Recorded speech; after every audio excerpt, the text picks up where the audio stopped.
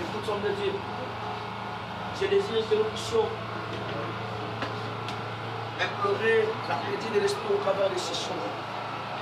J'aimerais que nous puissions chanter ces chants. Si tu les connais, vous allez les chanter ensemble avec moi. En étant concentré, je vais assurer à un homme de Dieu que lorsque tu vas chanter ces chants, c'est un chant de l'Esprit. Et ton esprit aussi développera. Et ton esprit changera les mentalités. Le Dieu de l'Esprit, les prophètes me touchent. J'attendrai, je verrai comme jamais. Est-ce que l'homme de Dieu peut chanter cela? Je suis le Dieu de l'Esprit, le prophète me touche. J'attendrai, je verrai. Je suis le Dieu de l'Esprit, je suis le Dieu de l'Esprit. Le prophète, nous voulons rappeler le Dieu des esprits d'un prophète. Attendez, je verrai. Si le Dieu des esprits, est-ce que nous pouvons monter avec ces chants? Alléluia. Le prophète les touche. J'attendrai, je verrai. Oh, et puis quand ils ont l'ombre du Tout-Puissant, même les sorciers doivent, ça c'est les rois des dieux. Et puis quand ils ont l'ombre du Tout-Puissant, même les marabouts doivent, ça c'est les rois des dieux. Oh, ça c'est les rois de Dieu. Ça c'est les rois de Dieu. Oh, ça c'est les rois de Dieu.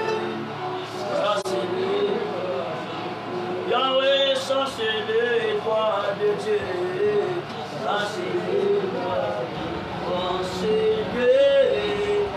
Et je vois la chemise enseigner. Et je vois la Shekinah. Est-ce que tu peux chanter cela? Enseigner. Et je vois la, nous voulons voir la Shekinah de Dieu. Enseigner.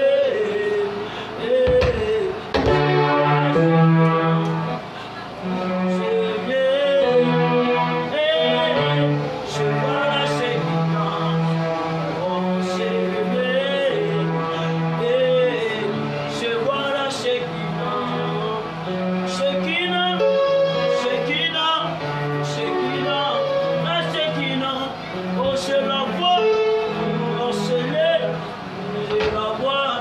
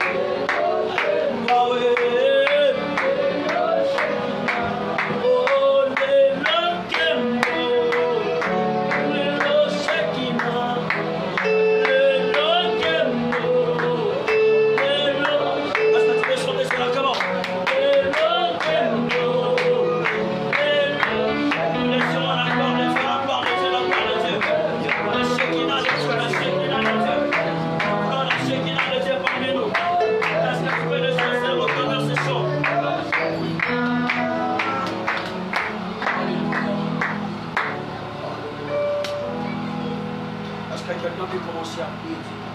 Je veux que nous puissions prier à l'âme. On ne peut pas prier à l'âme. Nous voulons activer notre atmosphère en Seigneur. Nous voulons changer l'atmosphère avec la prière en langue. Vous savez, la prière en langue, j'avais bien dit que c'est le feu de l'esprit. Lorsque tu es en train de prier en langue, tu empêches le monde satanique de fermer ta prière, de bloquer ta prière. La prière en langue monte comme un feu. La prière en langue monte comme un point impétueux de l'esprit. Est-ce que tu peux monter avec la prière en langue? Est-ce que tu peux monter avec la prière en langue? Désire à Dieu, demander à Dieu ce que tu désires. Est-ce que l'homme de Dieu peut monter? Nous voulons prier, nous voulons chauffer nos esprits. Nous voulons changer l'atmosphère avec cette prière en langue.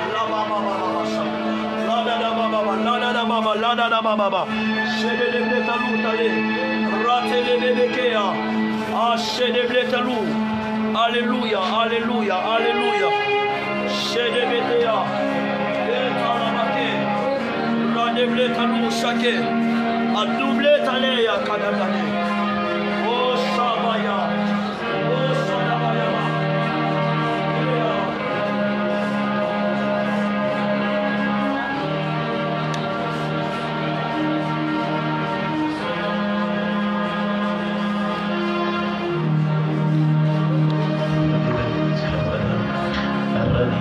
Souffle de la cité, la tola santivana souffle de la radiation. Et constante la cadavre de la souffle de la cité, il y a la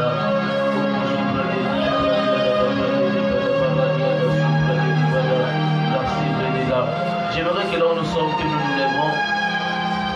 Lèvons-nous s'il vous plaît dans la présence de Dieu. J'aimerais que là où nous sommes, nous élevons celui qui est assis sur son trône. Alors que nous sommes tous élevés, nous voulons élever Jésus-Christ qui est assis sur son trône.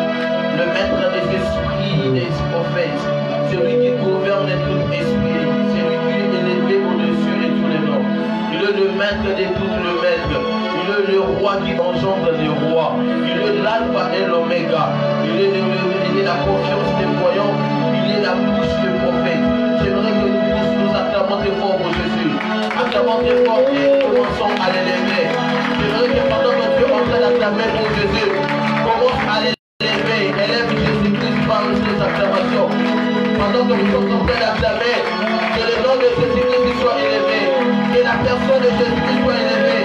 Alors que nous sommes en train de t'acclamer, Seigneur, permets que tu sois élevé. Permets que tu sois le maître de toutes les choses. Permets que tu sois le gouverneur spirituel de ce lieu. Permets que tu sois le gouverneur spirituel de tout ce qui se passe là en ce moment. Qu'on ne me voit pas, papa, mais qu'on te voit en moi. Circule en ce moment. Sillonne en ce moment. Vois en ce moment. Que l'on contemple ta gloire et que l'on sache que tu es le seul et le Dieu qui a existé, qui existe et qui existera pour toujours. Tu es le commencement, tu es le milieu et tu es la fin. Tu es l'alpha, tu es le manuel et tu es l'oméga. Tu es le Dieu de nos pères, le Dieu que nos pères ont prêché, le Dieu de miracles, le Dieu de prodiges, le Dieu que William Mario Branham a prêché, le Dieu que William Mario Branham a prophétisé, le Dieu de prophètes, le Dieu d'Esaïe, le Dieu de Jérémie, le Dieu de Moïse, le Dieu de Jérémie dans la Bible, le Dieu de Ézéchiel, le Dieu qui gouverne les esprits des prophètes. Tu es le maître de toutes les choses, celui qui reçoit nos prières, qui reçoit nos acclamations, qui reçoit nos louanges, qui reçoit nos adorations, parce que tu le mérites, Dieu.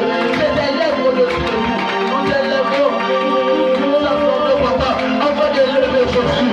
Nous élèvons Jésus, nous élèvons Jésus. Que tu sois élevé, que tu sois élevé, à jamais, à jamais, à jamais, à jamais.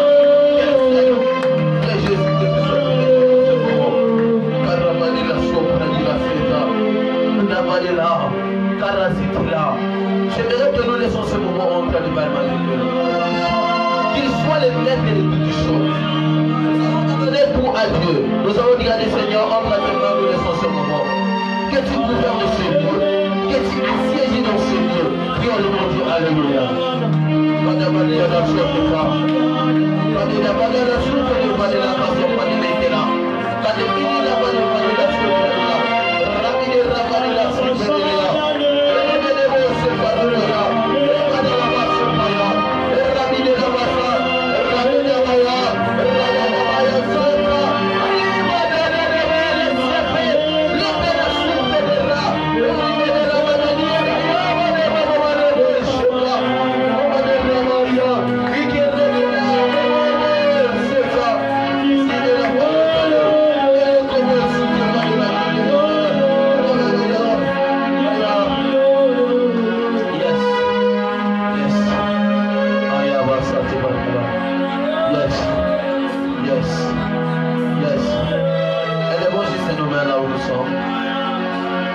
concentrés. Contemplons la présence majestueuse de notre Jésus. Contemplons la présence majestueuse d'Élohim. Contemplons la présence majestueuse de notre Jésus. J'aime cet homme. J'aime l'homme de la croix. Il s'est sacrifié pour nous. Et c'est lui-là le maître du réveil en ces temps de la fin. Nous nous sommes réunis ici pour préparer son rencontre. Nous sommes ici pour préparer son avènement. Nous sommes là pour préparer le prochain mouvement du réveil qui déclenchera son arrivée ici sur la terre. Le maître de toutes les choses arrive. Saint-Esprit, Saint-Esprit, Saint-Esprit, Saint-Esprit, Saint-Esprit, Saint-Esprit, acclamons le corps de Jésus. Amen. Ok, mettons-nous dans la présence de Dieu. Je vous salue au nom de Jésus-Christ. Amen. Et la première des choses, je me présente pour tous ceux qui ne me connaissent pas. Je suis le pasteur Siméon dans mon église. Je suis le pasteur Siméon Matondo. J'aime ça. Et d'autres personnes m'appellent prophète Chamar. Mais moi-même, j'aime qu'on m'appelle pasteur Siméon parce que je suis pasteur. Amen. Et c'est ça mon nom. Et deuxièmement, je suis tellement béni de recevoir au sein de notre église des éminents hommes de Dieu, serviteurs, servants de Dieu et de différents types de ministères. Je sais que je ne suis pas même digne d'être là au milieu de vous, devant Dieu, devant les hommes. Parfois, il y a certaines personnes qui sont plus âgées que moi, plus expérimentées parfois plus que moi dans ces domaines prophétiques. Si nous nous sommes réunis ici, ce n'est pas pour approuver, soit prouver au monde que je connais beaucoup de choses, mais non. C'est juste quelque chose que Dieu m'avait donné, une petite connaissance que Dieu m'a donnée. Il m'a dit, Siméon, va enseigner cela à mon peuple. Parce que ce que tu vas enseigner, ça sera le début du prochain mouvement des réveils prophétiques et apostoliques en ces temps de la fin. Et si nous sommes réunis, c'est juste pour partager cette petite expérience, cette petite connaissance que j'ai reçue de la part de Dieu. Amen. Et nous sommes à notre 6e édition de l'école du prophète par la grâce de Dieu. Et il y a certaines personnes déjà qui ont été avec nous le mois dernier à notre séance de l'école des prophètes. Je vois beaucoup de visages que je connais déjà et que j'avais vu à la séance passée. Et maintenant, aujourd'hui, Dieu nous fait grâce de voir encore d'autres visages nouveaux et nouvelles par la grâce du Seigneur Jésus. Et troisièmement, nous nous excusons pour ces désagréments liés aux techniques. Il nous fallait que ces choses soient déjà bien établies bien avant. Maintenant, on a rencontré tant de problèmes qui a occasionné en sorte que nous commencions en retard. Normalement, il fallait que je commence à 11h ce soit 10h30. C'est là que c'est le moment auquel il fallait que nous commencions.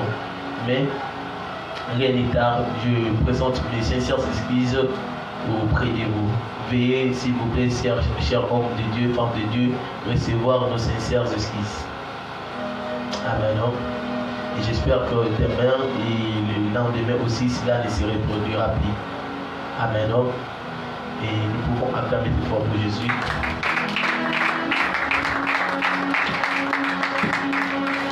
Ok.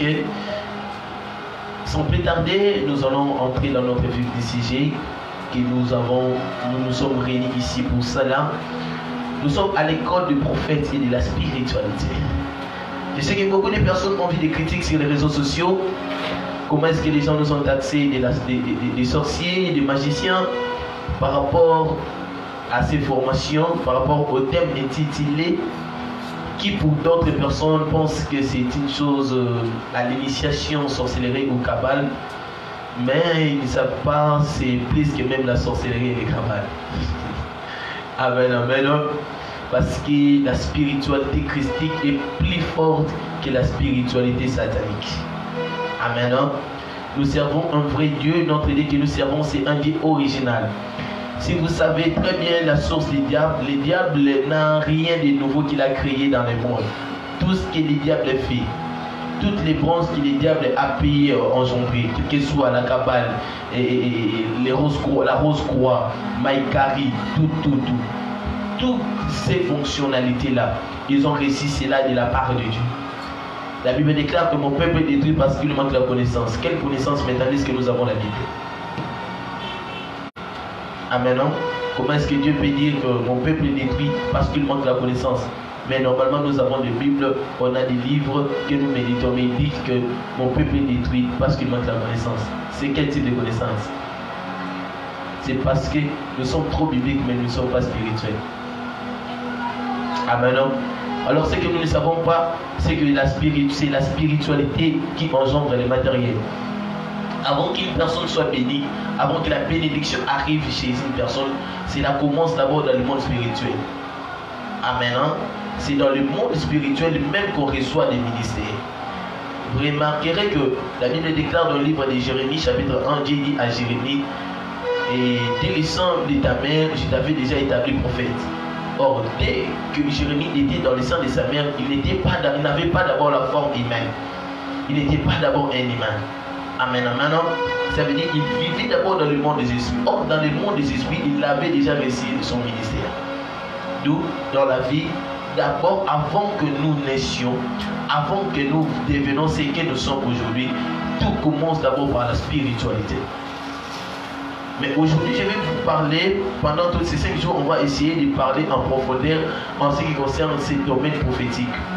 Beaucoup de personnes pensent que lorsque nous parlons du prophétique, de la voyance, c'est le fait d'imaginer, soit c'est le fait de deviner. Non. Le prophétique n'est pas la divination. D'abord, la première des choses que vous devez savoir, le prophétique n'est pas la divination. La Bible déclare que ce n'est pas par une volonté d'homme. Quand on parle de volonté, on parle des sentiments. Ce n'est pas par une volonté d'homme, ce n'est pas par les sentiments d'une personne qui une prophétie a été donnée, mais la Bible dit que c'est poussé par le Saint-Esprit que les hommes ont parlé de la part du Seigneur. Donc pour parler de la part du Seigneur, il faut être poussé par qui? Par le Saint-Esprit. D'abord, il faut décliner les mots Saint-Esprit. Quand on parle du Saint-Esprit, on a des mots. On a les mots Saint et les mots Esprit.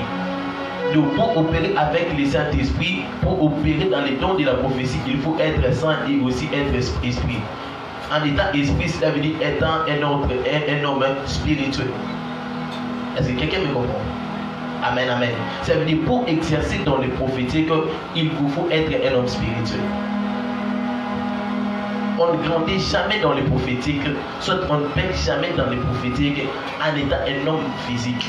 Il faut devenir spirituel parce que le prophétique ou la voyance, c'est une faculté qui est spirituelle.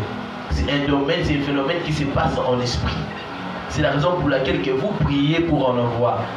Or, la prière ne se fait pas physiquement. La prière, c'est un acte qui se fait spirituellement. Amen, amen. Amen, amen. Et aujourd'hui, nous allons commencer avec ces thèmes, la différence entre un prophète voyant et celui qui a un don spirituel. J'espère que c'est le troisième point. C'est le troisième point. La différence entre un prophète, virgule, voyant et celui qui a un don spirituel. C'est ce qu'on va en parler aujourd'hui.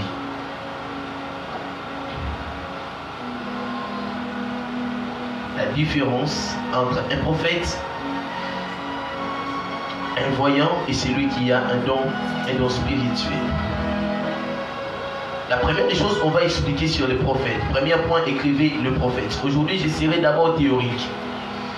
Aujourd'hui, je serai d'abord théorique. Permettez-moi, s'il vous plaît. Aujourd'hui, je serai théorique parce que je dois poser des bases en ce qui concerne d'abord les prophétiques. On va recadrer les choses, on va réformer les choses.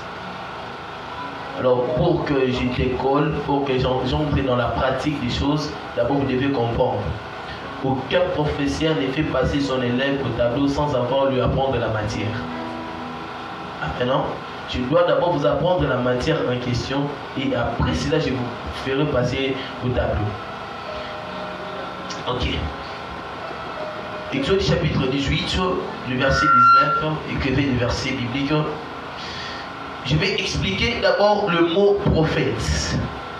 Je vais expliquer d'abord le mot prophète. Le prophète. Le mot prophète vient de l'hébreu Nabi. Nabi. Nabi qui veut dire inspiré. Nabi veut dire inspiré. Amen. Nous allons parler d'abord du mot prophète. Quand on parle que celui-ci est un prophète, j'ai le ministère prophétique. Est-ce que tout celui qui prophétise est un prophète? Est-ce que tout celui qui connaît les Écritures, soit qui connaît l'eschatologie, c'est aussi un prophète? Etc.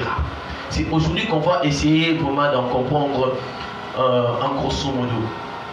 J'ai donné plusieurs définitions en ce qui concerne le prophète dans mes livres que j'ai écrits, notamment les 22 types de prophètes, et dans l'enseignement précédent, j'ai donné quelques définitions. Mais aujourd'hui, cette définition que je vous donne, c'est une définition que le Seigneur m'en avait donnée pour mieux expliquer, pour mieux recadrer les choses. Je vais définir le prophète premièrement, par définition. Qui est un prophète? Un prophète est un messager de Dieu. Est un messager de Dieu. Est un messager de Dieu. Amen. Et un message à Dieu.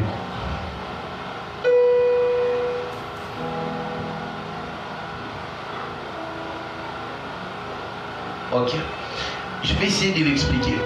D'abord, vous devez comprendre les mots prophètes. Quand nous avons défini les mots prophètes, nous avons dit les mots prophètes proviennent du mot hébreu Nabi. Nabi veut dire inspiré. C'est pour cela que la Bible déclare que c'est poussé par le Saint-Esprit que les hommes ont parlé de la part. Quand on parle du fait de parler de la part, on parle du fait d'inspirer, d'être inspiré. Amen, amen. C'est le fait d'être inspiré, être conduit.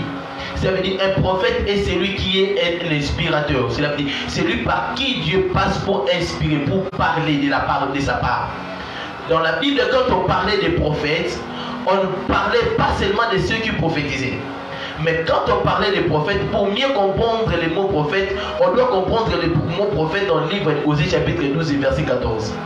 Où la Bible décrit très bien. La Bible déclare que c'est par un prophète qu'Israël fut hors d'Égypte et c'est par un prophète qu'Israël fit garder. Donc la mission principale des prophètes, lorsque Dieu constate qu'il y a un ça ne va pas dans le monde, lorsque Dieu constate qu'il y a ce qu'on appelle les tchouabou, les toïboui, il constate qu'il y a un vide, Dieu envoie un prophète, il suscite un prophète. Pourquoi il suscitera-t-il un prophète? Pourquoi? Parce que c'est au travers du prophète. Le prophète est comme un messager de Dieu. Quand on parle du messager de Dieu, c'est celui par qui Dieu envoie un message. Il vous dit que voici, je suis venu pour vous délivrer. Amen, amen. Et quand il sera devant le peuple, il ne sera plus le messager, mais il sera un message. Je ne sais pas si on a compris. Soit tu dois répéter. Je disais, qui est un prophète? Un prophète est un messager de Dieu. Quand Dieu constate qu'il y a un tchouabou, il constate qu'il y a un toïboui, il constate qu'il y a un vide, il y a quelque chose qui ne marche pas, quelque part. Et c'est par là que Dieu suscite un prophète. Il suscitera un prophète, pourquoi? Pour que le prophète soit le messager. Ça veut dire qu'il soit l'intermédiaire de Dieu. Auquel quand Dieu veut faire quelque chose, Dieu veut changer une situation, il enverra les prophètes et le prophète va aller pour annoncer le message de Dieu. Voici, Dieu m'a envoyé pour faire ceci ou pour faire cela. Et la présence d'un prophète dans une ville ou soit dans les lieux indiqués, il ne sera plus un messager, mais il sera un message. Amen, amen. C'est la raison pour laquelle dans le livre de 1 Samuel chapitre 17, Dieu dit à Samuel d'aller oindre David. Est-ce que quelqu'un me comprend? Il lui dit d'aller oindre David. Alors que Samuel il voulait aller se rendre pour oindre David, qu'est-ce qui s'est posé? Il a dit, Seigneur, quand le peuple me verront, que diront-ils? Et qu'est-ce que je leur dirai? Parce qu'il savait que sa présence était un message. Et de même quand il est arrivé, tout le peuple se sont réunis là où il était. Il savait que sa présence était un message. Amen, amen. La présence d'un prophète dans un milieu, dans une église même. Lorsque vous invitez, Dieu vous met en cœur d'inviter un prophète dans une église. Sachez que ce prophète est un message de Dieu. Chaque prophète, lorsqu'il met ses pieds dans une église ou dans une ville, c'est juste pour créer une nouvelle voie. Il est là pour créer une nouvelle saison, pour annoncer le message de Dieu. Tu ne peux jamais rencontrer un prophète, soit sur le chemin, sans qu'il ait un message de Dieu. Il a un message de Dieu pour toi. Parfois, cela peut se manifester par la prophétie, soit cela peut se manifester à l'accomplissement d'une promesse que Dieu vous avait donnée. Dieu ne peut ou pas vous le dire que voici je te réponds. Écoute-moi. Dieu peut ou pas vous le dire que voici je réponds à ta requête, je réponds à ton problème. Mais au travers juste de ta rencontre avec le prophète, juste parce le fait que vous avez rencontré le prophète, il peut être la réponse de Dieu à vos problèmes. Et surtout s'il vous arrive de prier. Vous avez prié, vous avez prié, vous avez prié. Et vous entendez en sorte de vivre l'accomplissement de ce encore vous avez prié. Et pendant que vous êtes en train de marcher, vous avez rencontré un prophète sur votre chemin. Ça, c'est qu'il est la réponse à votre problème. Est-ce que quelqu'un me comprend? Amen, amen. Hormis un prophète d'être celui qui prophétise, il est d'abord un messager de Dieu et un message au peuple. C'est ça la première des choses. Deuxième définition d'un prophète.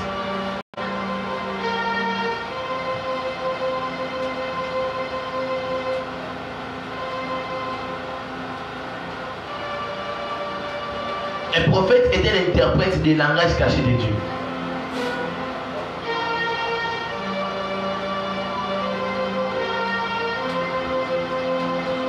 Je ne vais pas monter, je vais aller mollo mollo. Un prophète était l'interprète des langages cachés de Dieu. Nous sommes dans le livre d'Exode, chapitre 18, verset 19. Exode, chapitre 18, verset 19. Quelqu'un peut nous le lire?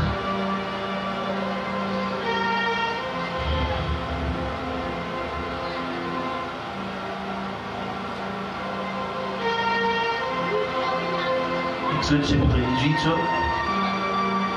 verset 19. Quelqu'un qui a une Bible, s'il vous plaît?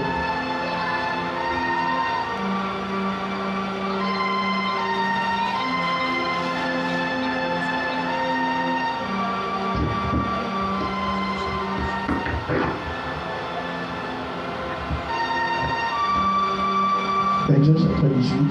Oui. Le verset 19. Exode 18, verset 19. Oui. Je lis pour le Seigneur. Amen. Maintenant, écoute ma voix. Maintenant, écoute ma voix. Je vais te donner un conseil. Là, c'était le conseil que j'ai trop donné à Moïse. Et que Dieu soit avec toi. Ah, ok. Sois l'interprète du peuple. Sois qui l'interprète du peuple où? Auprès de Dieu. Soit l'interprète du peuple auprès de qui? Auprès de Dieu. Qui dit un prophète et qui dit un interprète? Quand on parle d'un interprète c'est qui? Il est celui qui interprète, soit qui clarifie une langue cachée. Ça veut dire parfois moi je parle portugais et vous avez du mal à interpréter à écouter le portugais.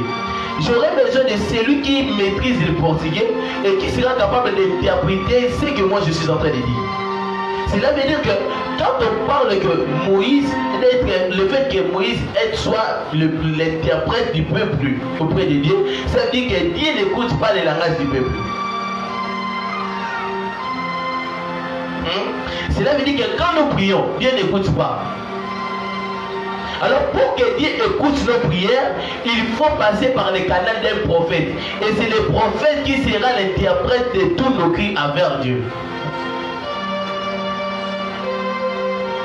Je ne sais pas si on comprend.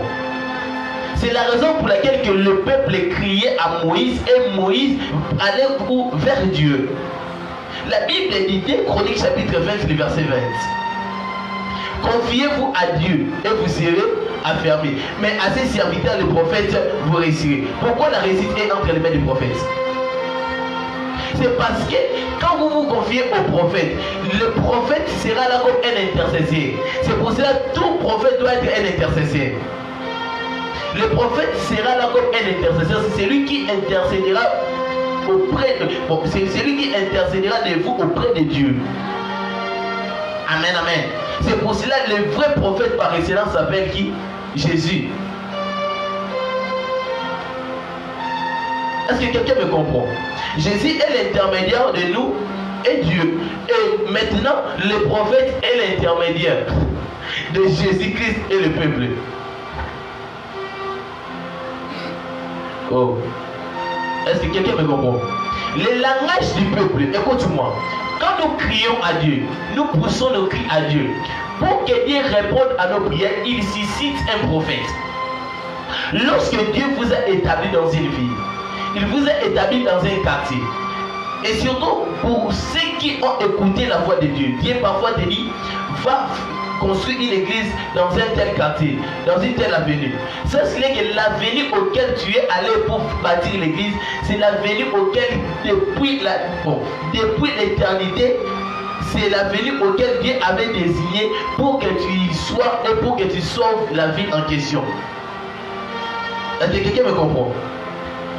Chaque ville où nous sommes, chaque pays, chaque quartier où nous sommes, où nous habitons, ce sont des liens dans le monde spirituel. Ce sont des liens depuis l'éternité que Dieu avait déjà établi. En sorte qu'il savait qu'il y aura un moment auquel le peuple aura un problème. Hein? Et c'est par là qu'il va susciter un prophète que tu es. Et c'est toi qui seras la réponse à ces problèmes. Est-ce que quelqu'un me comprend? D'où le prophète. Quand on parle d'un prophète, un prophète, ce n'est pas d'abord celui qui prophétise.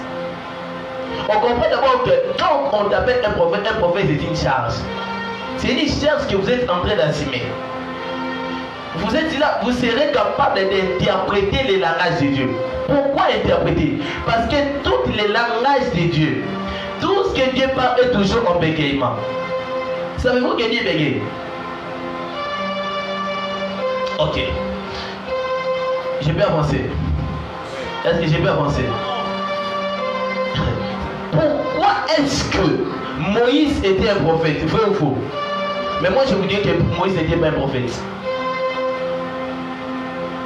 Moïse, chez vous, vous le constatez, vous l'appelez prophète.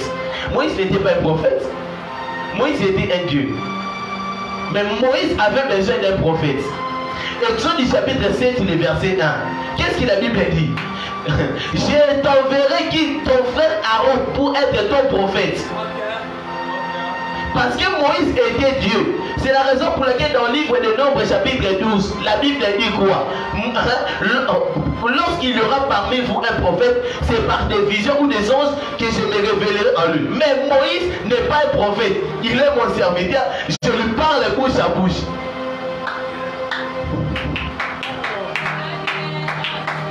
Est-ce que je peux avancer? Moïse, la raison pour laquelle il bégayait et il avait besoin d'un interprète comme Aaron, c'est parce que Moïse était déjà un Dieu. Alors il avait besoin d'un prophète pour interpréter les langages, ces langages cachés. Est-ce que je peux avancer? Est-ce que je peux avancer? Est-ce que je peux avancer? Cela veut dire que quand nous sommes appelés les prophètes, nous sommes comme des Aaron. Nous devons être toujours à l'écoute de la voix de Moïse. Parce que les jours où nous n'allons pas écouter la voix de Moïse, c'est les jours où nous allons créer ce qu'on appelle le veau d'or. C'est la raison pour laquelle au sein de l'église, ce qui a tué le fait du réveil, c'est ce que beaucoup de prophètes ont créé des veaux d'or en écoutant les désirs du peuple. Mais nous n'écoutons plus la voix de Moïse. Quand on parle du veau d'or, nous sommes en train de parler du fait étranger. Avant de prophétiser, il faut faire des makiona. Avant de faire des miracles, il faut makiona. Amen, amen. Vraiment, je vous dis la vérité. Moi, auparavant, je ne croyais pas aux précisions prophétiques. Moi, je ne croyais pas en cela. Je pensais que tout le monde qui prophétise, c'était des faux prophètes. qui prophétise avec des précisions. Chez moi, je sais que quand on parle de la prophétie, prophétiser ou voir, ce n'est que je te dis, frère, je suis en train de voir une bénédiction. Je suis en train de voir un mariage devant toi. Je suis en train de voir l'esprit des bons, c'est tout. Ou entrer dans les noms, les adresses là. Ne touchez pas, c'est la sorcellerie. Mais les jours où j'ai expérimenté des dimensions avec Dieu, au moins de combien d'âmes dans mon rapport comme Bibi, ce sont des choses qui sont réelles. Je vous assure qu'il y a un vrai Dieu qui parle. Restons toujours à l'écoute de la voix de Moïse et ne détournons pas à écouter le peuple. C'est pour ça que nous allons créer des voleurs. Non, est-ce que j'ai pas pensé? C'est-à-dire, quand tu es prophète, reste à l'écoute de la voix de Dieu. Restez à l'écoute de la voix de Dieu. Pourquoi rester à l'écoute de la voix de Dieu? Pourquoi? Parce que tu es un messager. Un messager est celui qui reçoit d'abord un message et transmet le message. Donc avant de transmettre le message, tu dois d'abord au préalable recevoir le message. On reçoit le message où? Chez Dieu.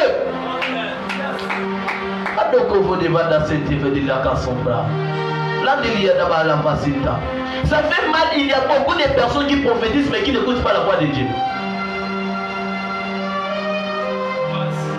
Oh, est-ce que je vais vous dire une chose? Prophétiser ne veut pas dire écouter la voix de Dieu.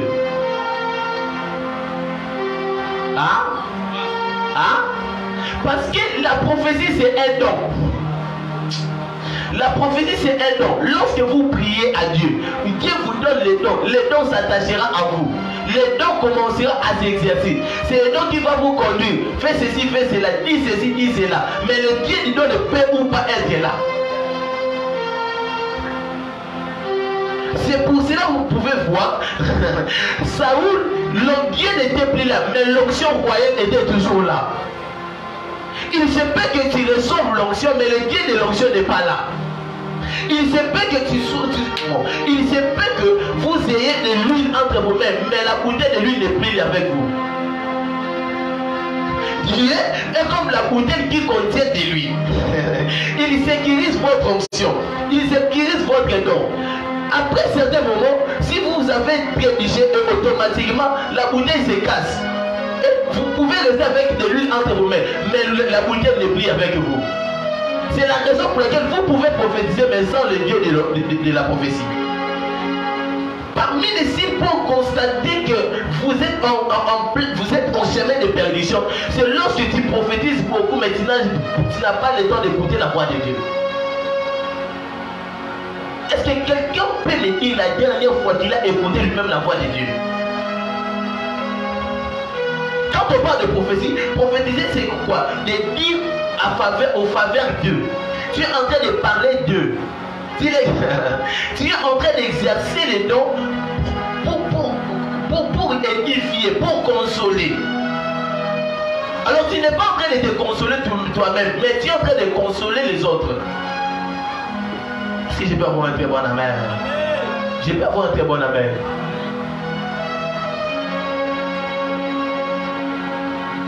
Proverbe chapitre 25, verset 2.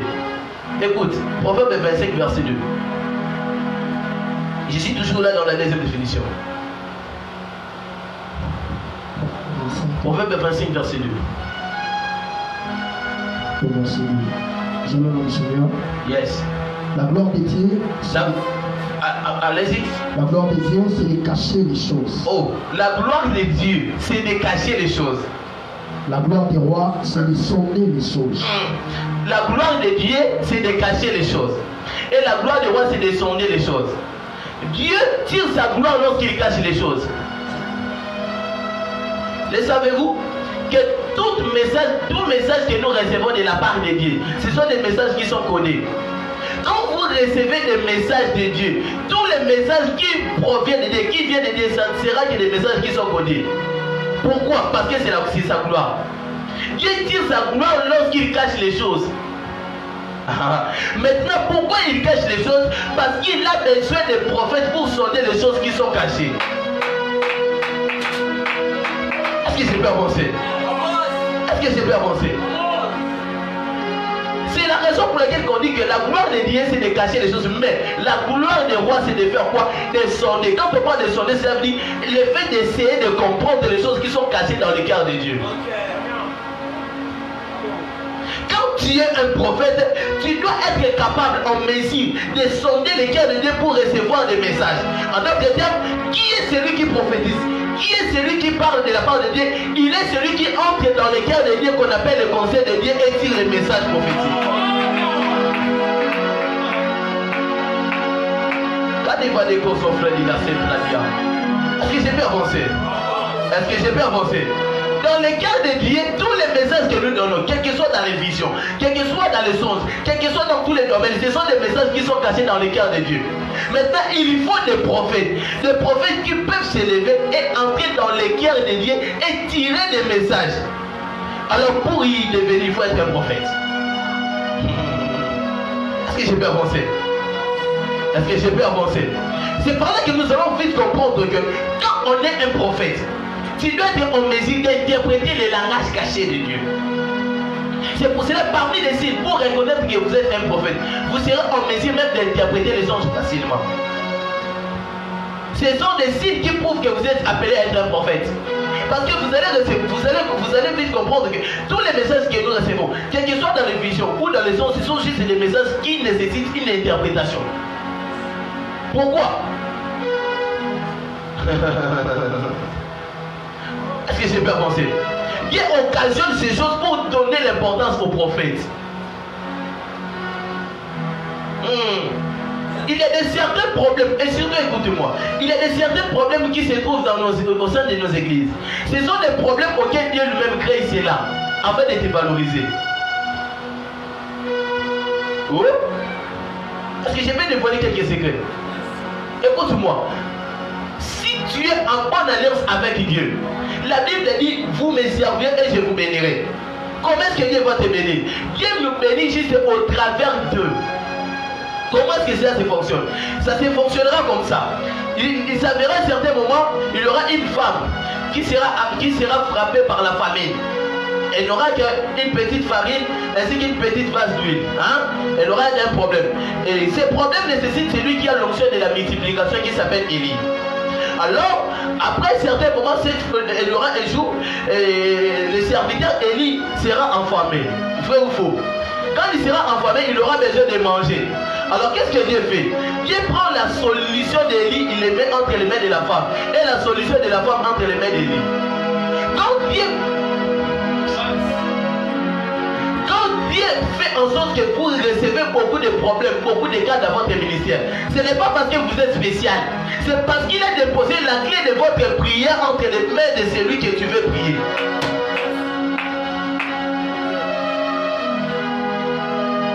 Oh, moi je reçois beaucoup de cas dans mon ministère, c'est que je suis spécial. Tu n'es pas spécial. C'est par rapport à une prière que tu avais fait précédemment. Alors Dieu veut résoudre ces problèmes. Pour résoudre ces problèmes, c'est pour cela qu'il avait occasionné un problème dans la vie de cet homme-là. Et que toi tu sois la réponse à ces problèmes. Nous ne sommes pas des prophètes parce qu'on prophétise, mais nous sommes des prophètes parce que nous sommes des solutions au peuple. Est-ce que j'ai pu avancer? Est-ce que j'ai pu avancer? Vous allez remarquer que ce qui avait fait en sorte que Pharaon détienne les enfants d'Israël, c'était quoi? Malgré toutes les menaces et les fléaux. Quelqu'un peut me répondre? C'était pas de la propre volonté de Pharaon, mais c'est parce que Dieu lui-même endurcissait les cœurs de Pharaon. Les mystères cachés de Dieu. Est-ce que j'ai pu avancer? Et quand tu es prophète, tu dois comprendre chaque mouvement. Les mouvements cachés de Dieu. Le mouvement de Dieu, comment on a interprété. Alors c'est par là que les prophètes des dons, c'est ceux qui prophétisent, je peux dire. C'est par là que ceux qui prophétisent se limitent. Eux ne se limitent seulement par des visions, eux ne se limitent seulement par des impressions, c'est tout. Si tu sais que tu es un prophète, on t'appelle prophète, c'est parce que tu reçois juste des messages par des visions, ou par des expériences, ou par des sens. Ça, c'est que tu as un don de la prophétie, mais tu n'es pas un prophète. Qui dit un prophète est celui qui respecte ses critères. Qui qui est capable d'accomplir ces mystères. Amen, amen.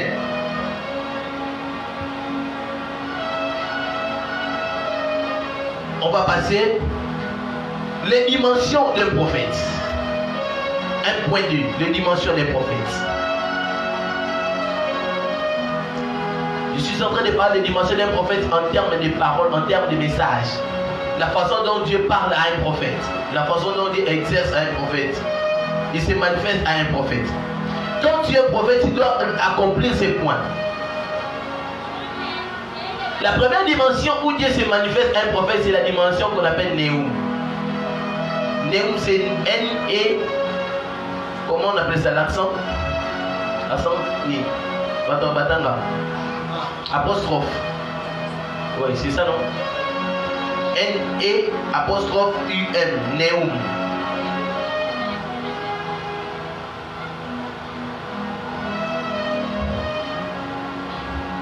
La première dimension, c'est la dimension de Néum. C'est quoi la dimension de Néum? C'est la dimension d'entendre les paroles de Dieu par lui-même. Là, je ne suis pas en train de parler d'abord en termes de la prophétie ou de la parole de connaissance. Mais le fait d'entendre les paroles de Dieu par toi-même. Tu écoutes la voix de Dieu par toi-même.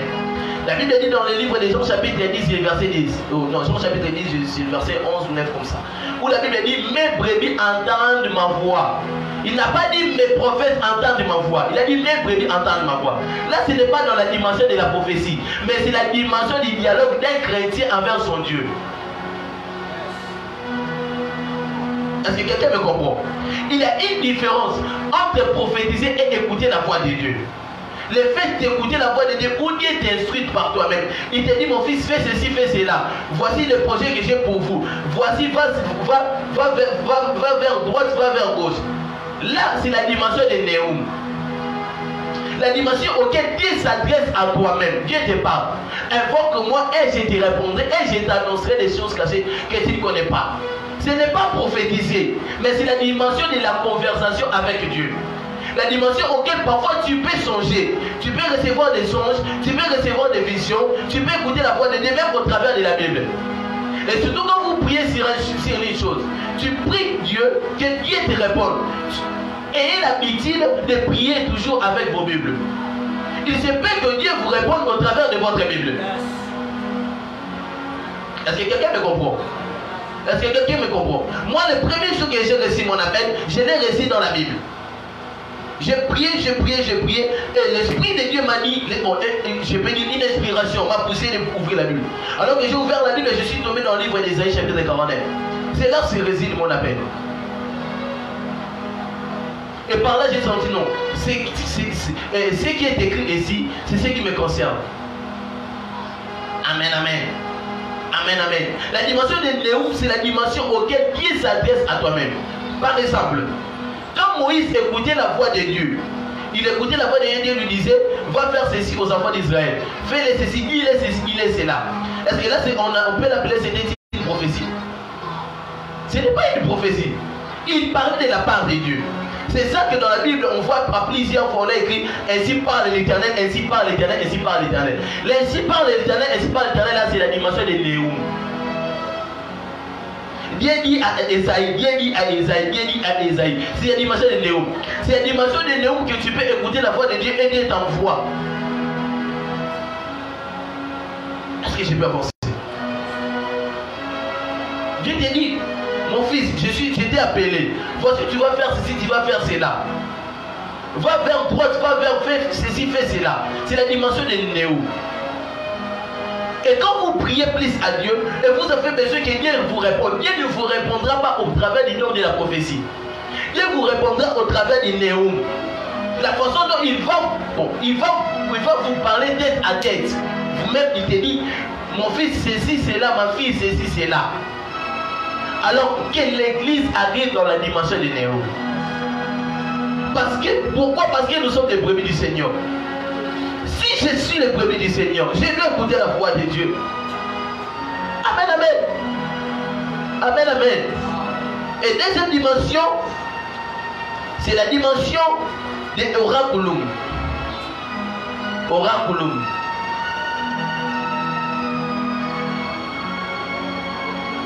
oracle.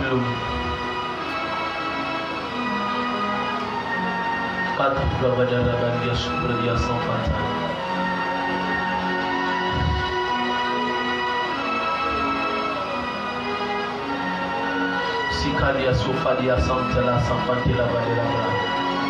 la dimension de oraculum.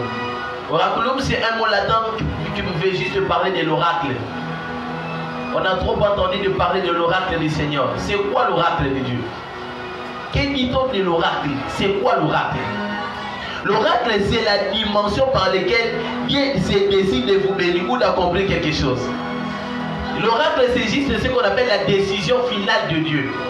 Après avoir reçu des prophéties, vous avez reçu des prophéties et Dieu s'est décidé de te bénir. Écoute-moi. Si Dieu avait occasionné cet événement, comme Dieu avait occasionné cette rencontre, que nous nous rencontrons ainsi aujourd'hui, c'est parce qu'il savait qu'il y avait un oracle qu'il allait déclencher aujourd'hui. Il y a une décision finale que Dieu veut accomplir en ce moment. Quand on parle de la décision de Dieu, c'est là qu'on parle de la parole de Dieu. Il a dit dans sa parole, mes paroles sont comme la pluie. Et ne rentre pas sans avoir arrosé. C'est ainsi que ma parole. Amen, amen. Mes paroles ne peuvent jamais rentrer chez moi sans avoir accompli son dessein. Cela veut dire que mes paroles sont comme une décision que je déclenche. Je me décide de te bénir. Je me décide de t'élever. Personne ne peut enlever ça. Je déclare dans le nom de Jésus-Christ de Nazareth. Je déclare que l'oracle de Dieu arrive dans ta vie. Que tout ce que Dieu t'avait promis s'accomplisse dans le nom de Jésus. Parfois vous n'avez pas compris. J'étais en train de parler de l'oracle de Dieu, c'est la décision de Dieu. Qui est Lombasi? C'est toi? J'ai une décision de Dieu pour toi. Là, je ne suis pas dans la dimension de voir. Je ne vois pas, mais j'écoute. Parce que la décision de Dieu arrive souvent par les paroles. Amen. Quand Dieu veut décider, il veut décider de bénir quelqu'un, il veut décider d'accomplir quelque chose, il va parler. Tu écouteras clairement la voix de Dieu. Moi, il m'arrive, je vous dis la vérité, je peux faire toute l'année. Une année à 365 jours. Je prophétise parfois pendant tous les 365 jours. Je prophétise parfois chaque jour. Hein? Ceux qui habitent avec moi dans la maison, dans la même maison, ils savent. Je prophétise parfois chaque jour. Mais pendant tous ces jours-là, je ne peux qu'écouter la voix de Dieu audiblement 3 fois. C'est fini. Si Dieu vient vous parler audiblement, c'est qu'il sache qu'il y a une décision qui va accomplir. Amen, amen. Donc ici, j'entends la voix de Lombasi Alida.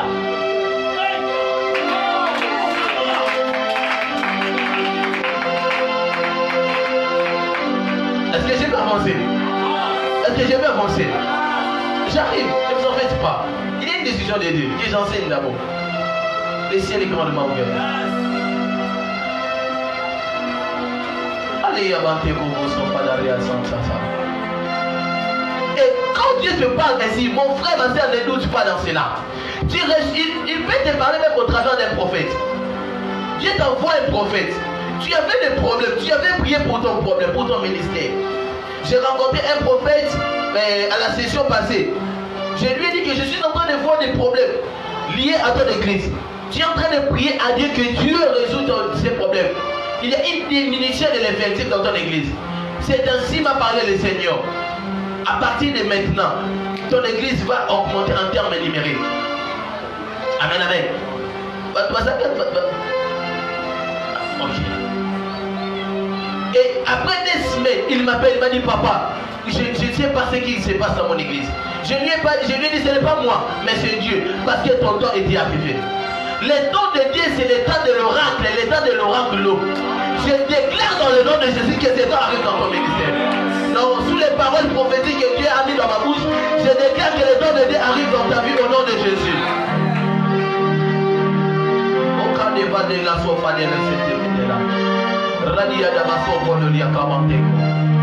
Amen, amen. Ésaïe chapitre 55, le verset 10 à 11. Ésaïe 55, le verset 10 à 11. Les anges de Dieu sont là. Les anges de Dieu sont là.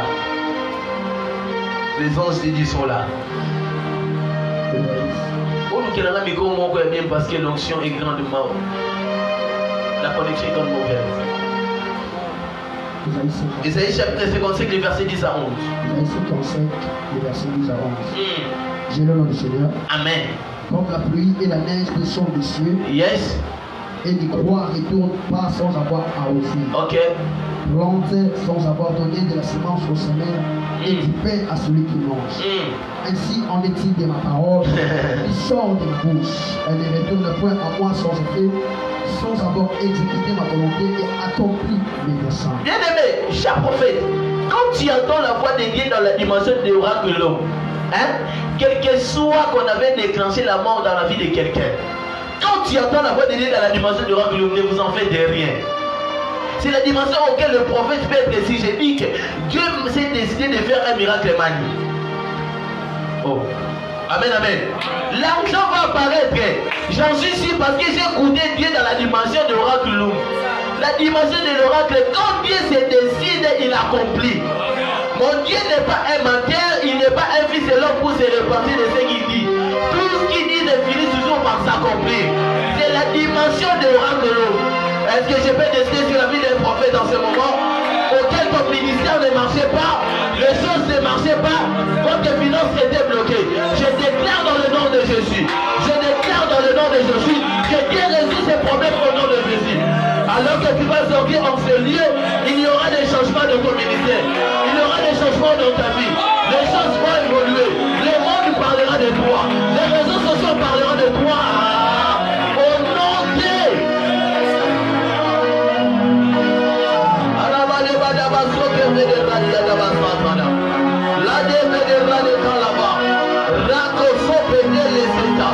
j'aimerais que tu dises à Dieu, Seigneur, que ton oracle s'accomplisse par ma vie.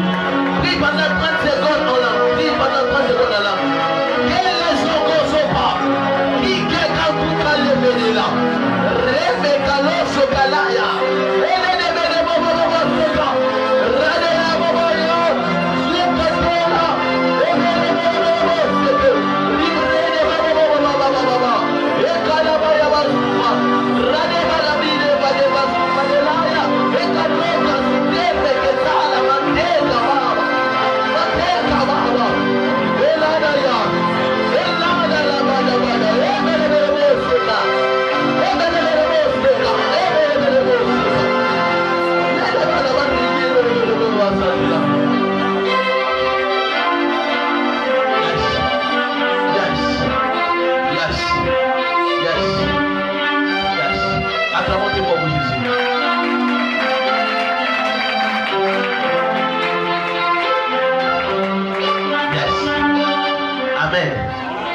J'aimerais que tu souhaites celui qui est à ton côté, bienvenue dans la présence de Dieu. Dis-lui bienvenue sous l'atmosphère prophétique. Papa Murphy, j'arrive, hein? C'est Murphy, non? Ok. Asseyez-moi. Ok, j'arrive.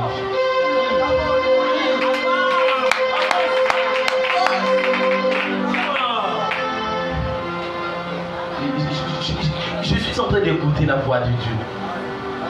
Soyez concentrés. J'écoute la voix de Dieu. Clairement. Clairement. Il y a des sons qui circulent en ces lieux. Soyez sensibles. Cette école de prophète ne passera pas sans qu'il y ait une augmentation d'une onction prophétique en toi. J'en suis sûr. La troisième dimension. La dimension du décret prophétique.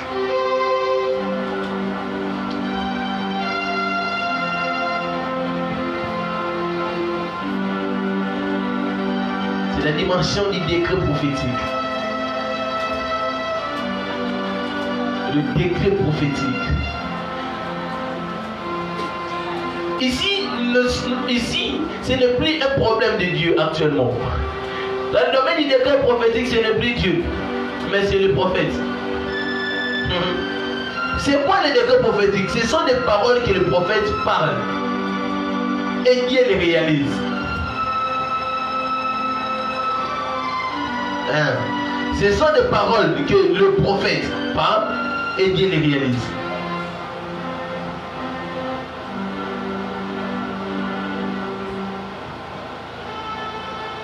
Amen.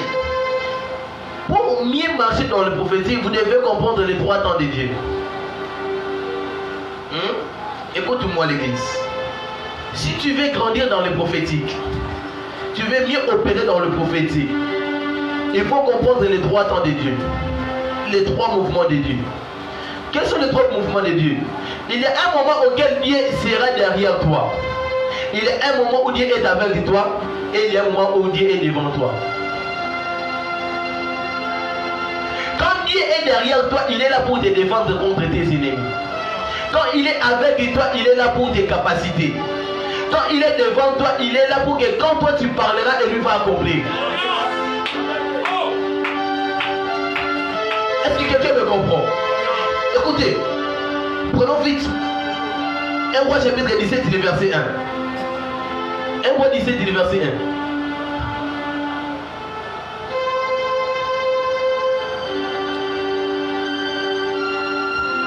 1 Roi 17, verset 1. Élie le Tishbite, l'un des habitants des Galates, dit à Achab, l'Éternel est vivant, le Dieu d'Israël, dont je suis le serviteur. Il n'y aura ces années-ci ni rosée ni pluie, sinon à ma parole. Sinon à la parole de Dieu? Non. Sinon à la parole de Dieu? Non. Ainsi parle l'Éternel? Non. Sinon à qui? Il a d'abord commencé par se présenter. C'est ça qu'on appelle la loi de la représentation dans le monde spirituel. Bienvenue à l'école de la spiritualité. Dans le monde de la spiritualité, il y a ce qu'on appelle la loi de la représentation. Dans le monde spirituel, on nous reconnaît par l'homme qui est élevé au-dessus de la spiritualité qui s'appelle Jésus.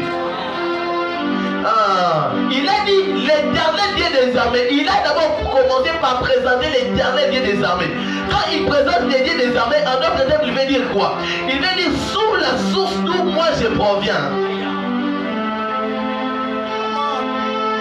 En d'autres termes, il veut dire juste que je suis la source de l'Éternel Dieu des armées auquel moi je suis son serviteur. En d'autres termes, l'Éternel Dieu des armées auquel les esprits en paix, les esprits en tremblent. L'Éternel Dieu des armées. Quand on parle l'Éternel Dieu des armées, l'Éternel Dieu des armées veut dire quoi? L'Éternel, le Dieu des armées, on parle de l'Éternel lui-même qui dirige des armées. Le Dieu des armées, ça veut dire armée. Il y a des armées auxquelles lui, on est lui-même l'auteur. Cela veut dire que dans le monde spirituel, il y a aussi une armée qu'on appelle l'armée de la pluie. Comment est-ce qu'il pouvait commander? Il dit que non. Sinon, à ma parole, la pluie ne va plus s'abattre. Pourquoi? Il a d'abord commencé par se présenter. Il a dit l'Éternel est Dieu des armées. Cela veut dire dans l'armée de l'Éternel, il y a une armée de la pluie. Auquel il disait à l'armée de la pluie que sinon, à ma parole, l'armée de la pluie, tu ne vas plus s'abattre sur la terre. Quel est le professeur? Seigneur. Seigneur Jésus. Il a dit sinon en ma parole. Il y a des certains moments que lorsque tu parles le trône de Dieu, tu seras aussi capable de parler sans Dieu. Là je serai combattu. Ok. Au moment où j'étais à Liboka, j'explique ça les gars là, excusez-moi pour ceux qui sont dans l'internet. Au moment où j'étais à Liboka, Philippines, Ezala te melumbaka sur la Philippine. Parce qu'il est vite de tout il a un Philippine, toi et tu as sur la Philippine à Catélibo.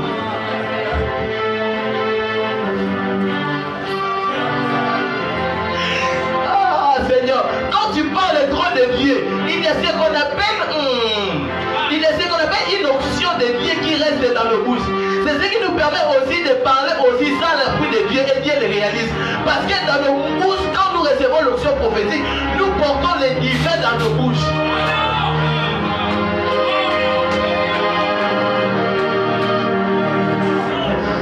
Est-ce que je peux avancer? Dans nos bouches, quand nous prophétisons, nous libérons des messages. En d'autres termes, ce n'est plus nous. Oui, la Bible déclare, ce n'est ni par la volonté de l'homme, mais c'est poussé par le Saint-Esprit. En tant que tel, c'est le Saint-Esprit lui-même qui prend le contrôle de la bouche, qui prend le contrôle des yeux. Et c'est lui-même qui voit et c'est lui-même qui parle. Et quand il s'en débarrasse de nous, il laisse en nous les traces de son onction. C'est pour cela, cher prophète, tu es capable sous ta parole. Dieu ne te dit rien. Mais tu dis, mon frère, ma soeur, tu seras béni cette année. Oh, papa, ça va l'obéiter, dans l'autre, de l'autre côté. Sinon, à ma parole, parce que je suis le détenteur de la parole de Dieu. Non, est-ce que je peux avancer? Est-ce que je peux avancer? Quand tu es un prophète, Dieu accomplira des choses sous ta parole. Encore Ézéchiel chapitre 37, le verset 9.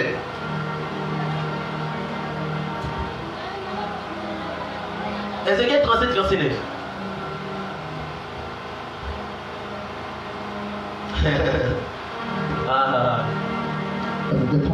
Le verset 9. Il me dit, il lui dit, prophétise et parle à l'esprit. Oh, il a dit quoi? Prophétise et parle à l'esprit. Qui va prophétiser?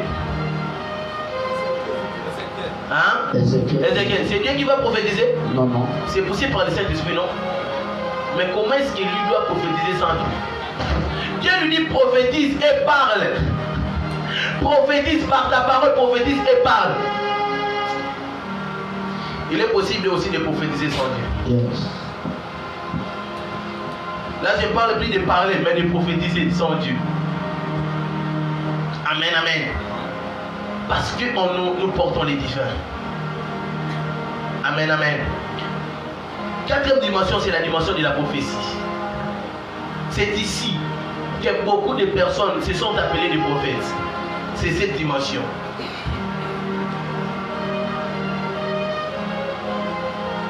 Corinthiens chapitre 14, le verset 39.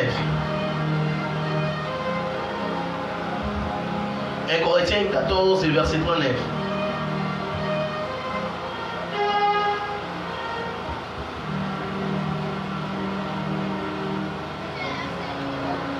Corinthiens chapitre 14, le verset 39. 1 Corinthiens 14. Le verset 39. Le verset 39.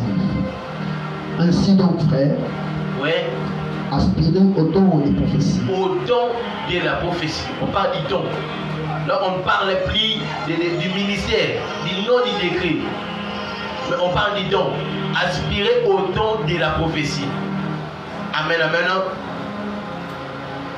Écoute-moi. Quand Dieu appelle un prophète, il ne lui donne pas d'abord le don de la prophétie. Les dons de la prophétie, on les mérite. Ce qu'on ne mérite pas, c'est la grâce prophétique.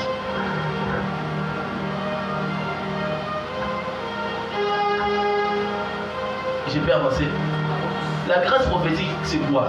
C'est lorsque tu nais, soit quand tu es converti et tu commences à prophétiser. Là, c'est la grâce prophétique. Quand on parle de la grâce, c'est une faveur imméritée. Mais quand on parle des dons de la prophétie, les dons, on les mérite.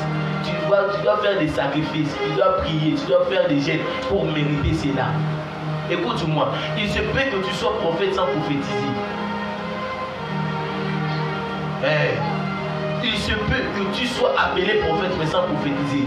Ce qui fait d'abord un prophète d'abord au préalable, c'est son message.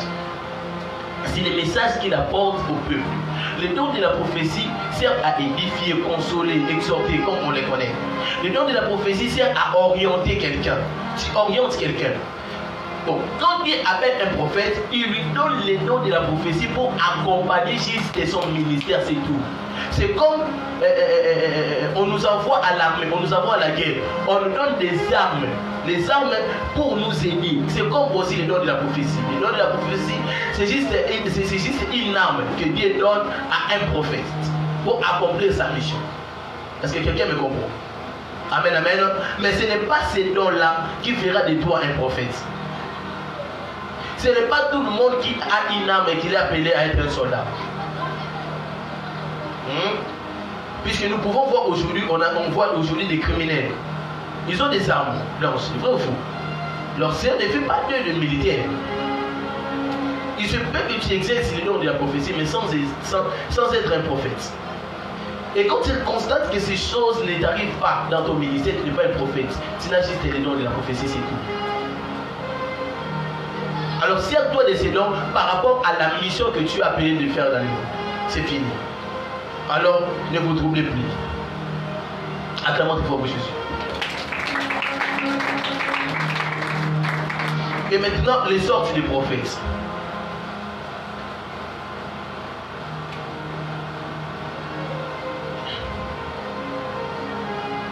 Les sortes des prophètes.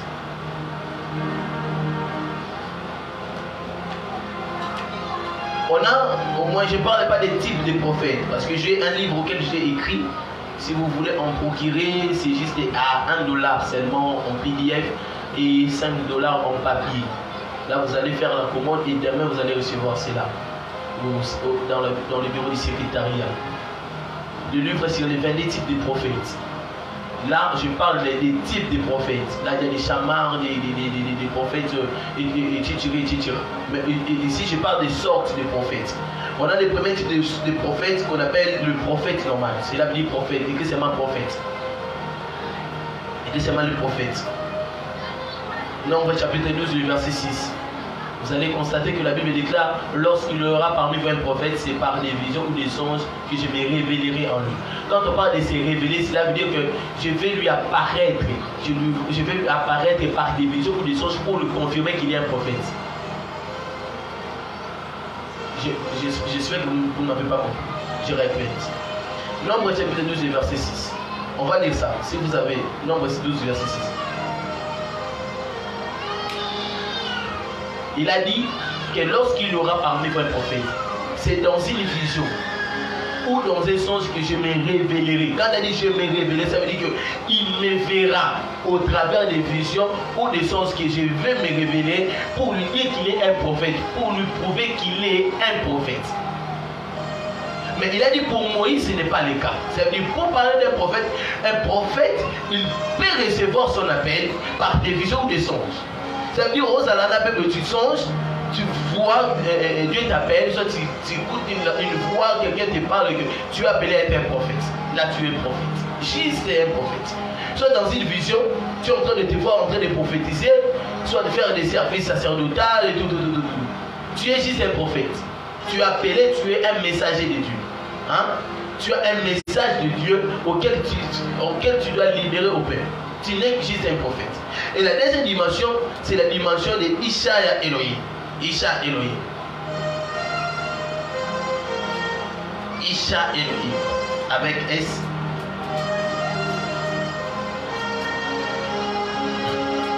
Dans le même verset, Nombre 12 et verset 6. Descends un peu le verset 8.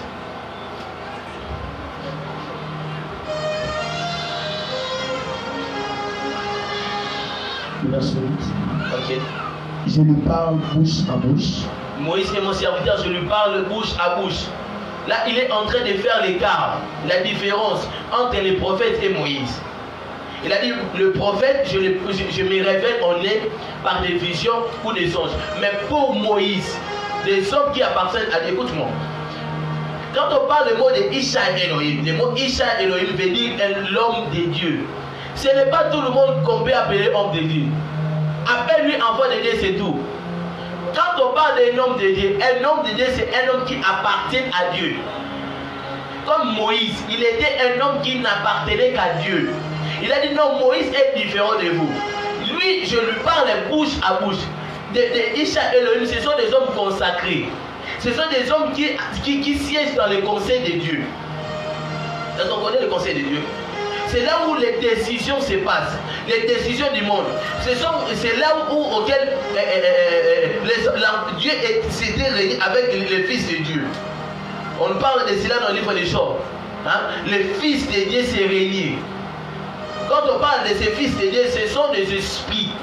Les esprits de Dieu, les esprits de Dieu, les Isha Elohim, des hommes qui n'appartenaient à Dieu, des hommes de Dieu. Amen, amen. Les hommes de Dieu sont des hommes consacrés par Dieu. Ce sont des hommes qui vivent des expériences uniques avec Dieu. Parfois, ils peuvent voir Dieu. Oh, moi j'ai déjà vu Jésus. Jésus m'est à Paris. Il m'a dit ceci, il m'a dit cela. Moi, quand je prie, je vois Jésus. Je vois la représentation de Jésus. Ce sont des hommes qu'on appelle les Isha Elohim. Il a reçu les messages de Dieu. Soit tu as reçu qu'on appelle par une visitation, pas d'un ange, mais par la visitation de Dieu lui-même. Tu es un Isha Elohim. Et ce sont des hommes tellement terribles. Ils opèrent dans des dimensions élevées. Amen, amen. Et la troisième sorte de prophètes, ce sont des prophètes qu'on appelle les Nazaréens. Les Nazaréens.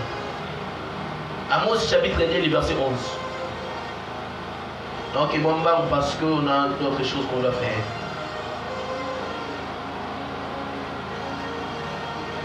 Et qui va dans la bonne sur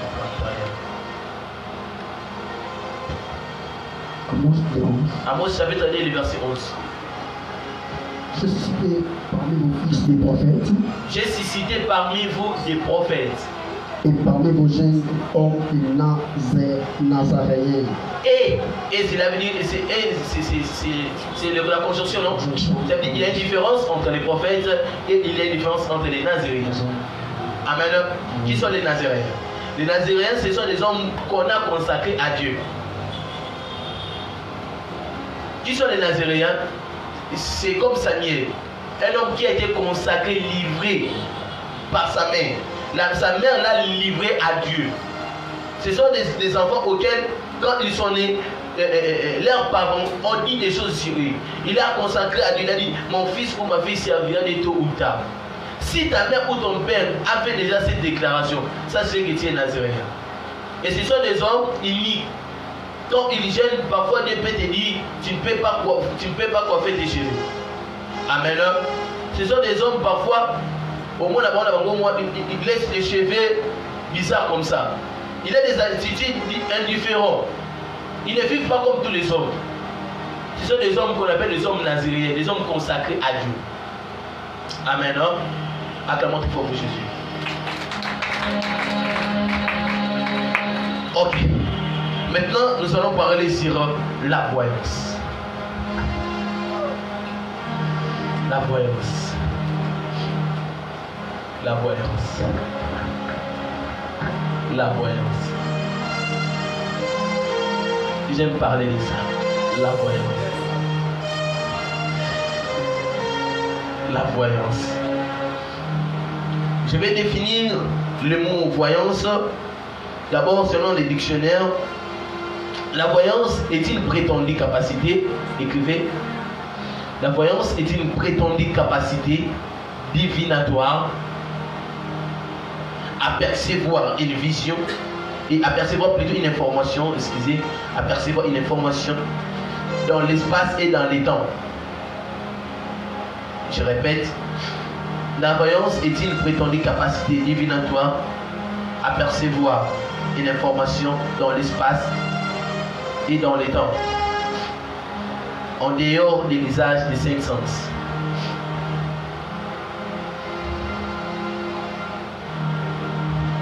En dehors de l'usage des 5 sens. Je suis un peu enrhumé, comprenez-moi. Ici, selon les dictionnaires, cela veut dire que là, ce n'est ni côté de Dieu, ni côté du diable. D'abord, pour comprendre les mots voyance, là, le mot voyance n'est pas divin ni satanique. C'est juste un mot français, c'est tout. C'est ce qui crée beaucoup de cas au sein de nos églises. Oh, le mot voyance, c'est le mot satanique. Ce n'est ni diabolique, ce n'est ni divin. C'est juste un mot français, c'est tout. Amen, amen. La Bible dit que Dieu illumine les yeux de vos cœurs. On parle de l'élimination, illumination. Et dans les autres cas du diable, on a aussi ce qu'on appelle l'illumination. C'est que Dieu nous initie aussi à l'illumination. C'est juste un mot français, c'est tout. Il ne faut pas diaboliser toutes les choses. Amen, amen. La voyance, selon les dictionnaires, selon le français, il est défini comme la capacité divinatoire. La capacité de deviner les choses. Hein? Quand on parle de deviner, cela veut dire fico, fio. Ce qui te montre en esprit, ce qui te montre au cœur, tu peux les dire. Tu devines les choses. Amen, amen. Et maintenant, dans le côté du diable, la voyance selon le diable, dans les domaines diaboliques, sataniques, comme vous voulez.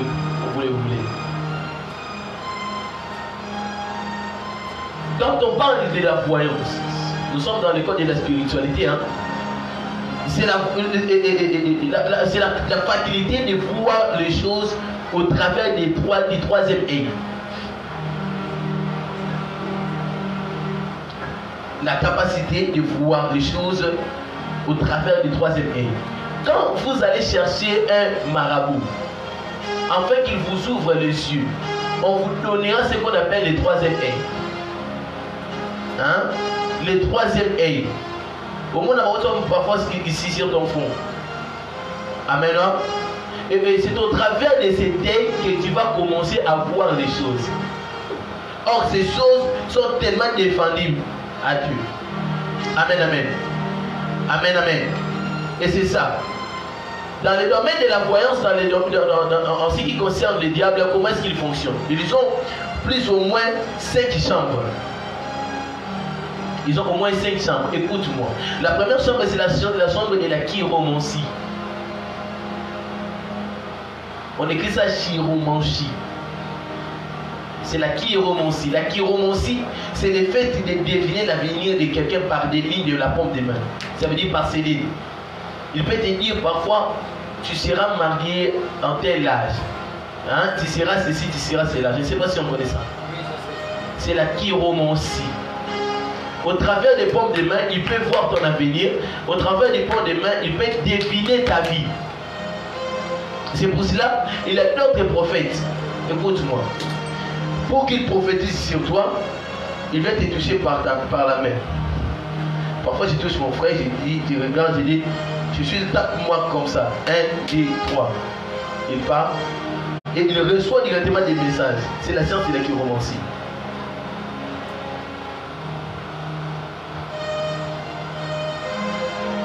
Je vous ai choqué. Sinon, c'est quoi? J'ai pu avancer. On dit sinon, c'est quoi? On va mettre à oublier. Attends, tu vas vous Jésus. C'est ça. Cela a des grands dangers. Amen, amen. Et surtout pour ceux qui subissent ces choses. Je connais des prophètes vrais que Dieu utilise dans ces domaines. Parce que dans le domaine spirituel, dans le domaine prophétique, on a ce qu'on appelle des points de contact. Pour que je sois en contact avec ton esprit, je peux te toucher par la main. Et en te touchant la main, je peux recevoir des informations. Là, c'est bien. Mais pour certaines personnes, ils ont utilisé ces méthodes dans le domaine de la chiromancie. Hein? Dans le domaine satanique. C'est pour cela, ce n'est pas tout le prophète qui te prophétise de cette manière qu'il est de Dieu. Il faut faire très attention. Je vous enseigne ces choses pour vous mettre en garde. Amen, amen. En ces temps-ci, comme Dieu veut susciter des revivalistes, des réformateurs, il y aura certaines personnes qui vous enseignera des choses tellement mondaines et diaboliques pour vous induire dans les rêves. Amen, amen. Et deuxièmement, dans le domaine de la voyance diabolique, on a ce qu'on appelle la spiritualité phare. La spiritualité phare, c'est une pratique de la spiritualité vaudou. Je connais beaucoup de prophètes qui commettent ces choses. C'est une pratique de la spiritualité vaudou consistant à donner des dates de naissance et surtout. Si vous remarquez la plupart des prophètes qui ne prophétisent que par les dates de naissance, je vois la date de naissance, tu es né, ceci, tu es né, tu es né, tu es né, tu es né, tu es né, tu es né. Il vous donnera des dates de naissance ainsi que des adresses. Ils utilisent les méthodes qu'on appelle l'horoscope. Amen. L'horoscope, c'est une chose, on a dit dans vos explications, qui l'ont déjà vu. Amen, amen. Ça vous permet de voir la date de naissance, de voir même les adresses. Ils utilisent la spiritualité voulue. Il se peut que ce prophète prophétise sur toi. Il te donne ton adresse. Il te révèle la date de ta naissance. Mais il n'est pas de Dieu. Et surtout, quand un message est libéré et que tu ne sommes pas convaincu de ces messages, soit ces messages ne viennent pas de Dieu. Moi, j'ai reçu des prophètes dans mon ministère, j'ai rencontré des voyants. Ils te disent des choses. Tu sais que ces choses qu'il est en train de dire, ce sont des choses exactes, mais tu n'en es pas convaincu. Ils viennent ici à l'église, ils prophétisent. Et l'église, comme mon église est déjà priée dans les prophétiques, prophétie. Et au fond de moi, je sens que cet homme, il prophétise, oui, il dit des choses qui sont vraies, mais ces choses ne viennent pas de Dieu. Aujourd'hui, on a une meilleure horoscope, c'est Facebook. Auquel beaucoup de prophètes y vont pour chercher des informations. Et surtout quand tu prophétises, tu mélanges des messages que tu reçois sur les réseaux sociaux. Tu envoies des gens pour te chercher des informations. Tu mélanges cela avec les messages de Dieu. Ça, c'est que tu n'opères pas avec l'esprit de Dieu. Tu opères avec l'esprit de Mark Zuckerberg. Je vous dis la vérité. Il a un démon qui pousse aux prophètes de faire ces choses. Je vous l'ai dit la vérité.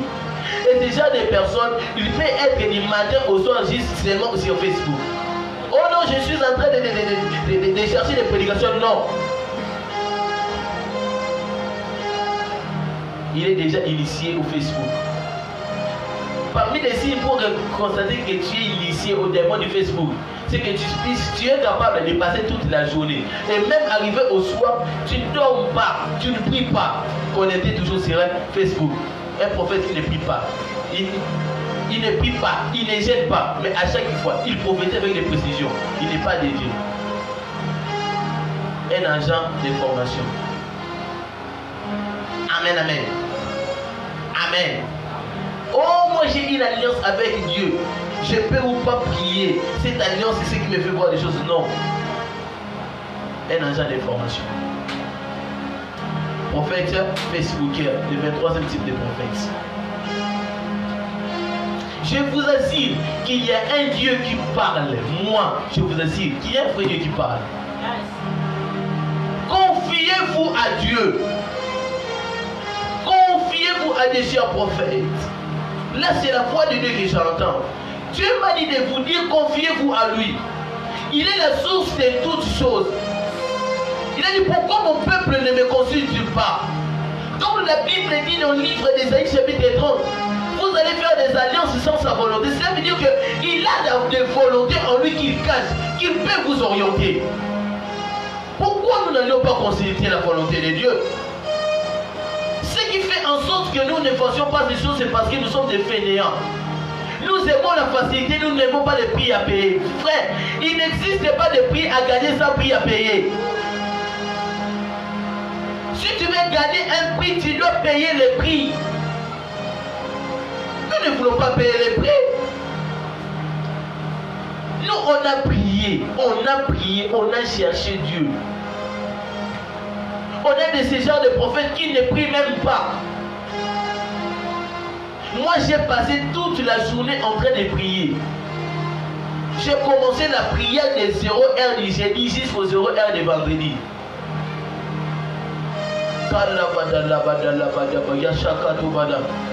On avait un prophète qu'on habitait avec. On était avec. On priait à chaque fois avec lui. On priait. Il m'a dit un jour, papa, non, on prophétisait. Je ne peux pas dire d'abord prier, on prophétisait. On faisait des services prophétiques tellement terribles. Un jour, je lui ai dit, papa, on monte à la montagne, on va prier. Nous montons à la montagne avec les prophètes, nous commençons à prier. Abadi Bakasi. Moi, on a commencé 1 heure du temps, il a résisté. 2 heures. Il a commencé. 3 heures. Papa, pour monter à la main. Moi, il est qui va dire 3 heures, 4 heures, 5 heures. Abadi, appétit tout. Il est allé acheter quelques nourriture pour manger. Il est réveillé. Il me retrouve toujours Chakara Valéria. Et puis il vient me toucher. Chama. Photozo, moi, Chakara Baba. J'ai fait 8 heures de temps de prière. Amen, amen. Et un autre prophète, on priait seulement comme ça. 30 minutes seulement comme ça, fatigué. 30 minutes de prière. Mais il le voit avec des précisions. Tu dis, Seigneur, accorde-moi aussi cette grâce. Accorde-moi aussi cette grâce. Amen, amen. Méfiez-vous de ce genre de prophètes. Il ne prie pas, il ne gêne pas, mais il voit. Oh, quel est le prophète ça? Quel est qui donc qui? Est-ce que j'ai pu avancer? Les réveils en ce temps de la fin, c'est les réveils prophétiques originels et authentiques. Des messages qui viennent de Dieu. Je ne vais pas parler de ces choses. Seigneur, permets-moi d'enseigner d'abord. Je suis en train de vivre entre le spirituel et le matériel. Amen. Amen. Et la troisième des choses, c'est les médiums. Médiums. Je sais qu'on a entendu parler des médiums. Les médiums, ce sont des êtres ou des spiritistes prophétisant sous les guides des défunts, sous les inspirations des défunts. Quand on parle des défunts, cela veut dire les morts. Ils reçoivent des messages de Dieu au travers des morts. Oh, dans mon esprit, je suis en train de parler avec quelqu'un qui est mort. Tiens! Bon, pas de la voix d'Alila. Oh, un mort me dit, ton père qui était mort me dit ceci, que tu dois faire ceci, que tu dois faire cela. Mon père qui est mort te parle, ce n'est plus les Saint-Esprit. Amen. Il peut être, il te prophétise, il prophétise avec des précisions, avec des détails, mais il opère sous l'esprit des médiums. Méfiez-vous. Et ce sont des gens qui peuvent voir des choses avec clarité et netteté. Amen. Et quatrièmement, c'est la science de la cartomancie. C'est la dimension, la science de la cartomancie. J'aurais besoin d'un téléphone pour l'air.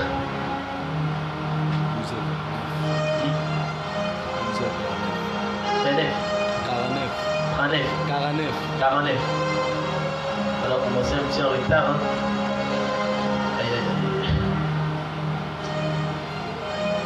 Aujourd'hui, je voulais d'abord enseigner la cartomancie. La cartomancie, ce sont des spiritistes prophétisant par des cartes. Ou ce qu'on appelle aussi des jets de 6. Au travers des cartes que nous jouons, hein, ils peuvent prophétiser sur toi. Ils utilisent des cartes, ils peuvent utiliser des boules. Ils utilisent ça pour prophétiser avec des détails.